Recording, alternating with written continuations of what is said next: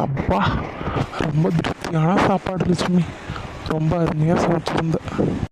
போச்சு, அண்ணன் எனக்கு செமையாக மாட்டுனுச்சு அம்மா கிட்ட.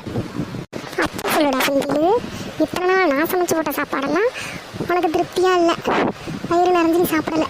இன்னைக்கு உன் பொண்டாட்டி சமைச்சு போட்டது தான் ரொம்ப வயிறு நிறைஞ்சி நிம்மதியாக சாப்பிட்டியா? ஓ, ஏன் சொல்ல மாட்டேன்? உங்கள் அப்பா உங்களெல்லாம் சின்ன பிள்ளையிலே விட்டுட்டு போயிட்டாங்க. நான் 4-5 வீட்டில் பத்து பத்திரம் தேய்ச்சி உங்களை காப்பாற்றினதுக்கு இப்பவும் சொல்லிவிடா, இன்னமும் சொல்லுவேன். நேற்று வந்த பொண்டாட்டி செஞ்ச சமையல் பிடிச்சிருக்கு, அம்மா செஞ்சது பிடிக்கல, அப்படி தானே? நான் அப்படி சொல்ல வரலம்மா.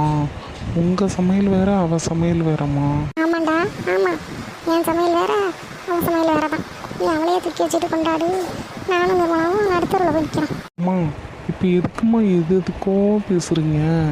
நான் சும்மா சாதாரணமாக சொன்னேம்மா. நீங்கள் செஞ்ச சாப்பாடு நல்லா இல்லைன்னு நான் என்னைக்காவது சொல்லியிருக்கேனா?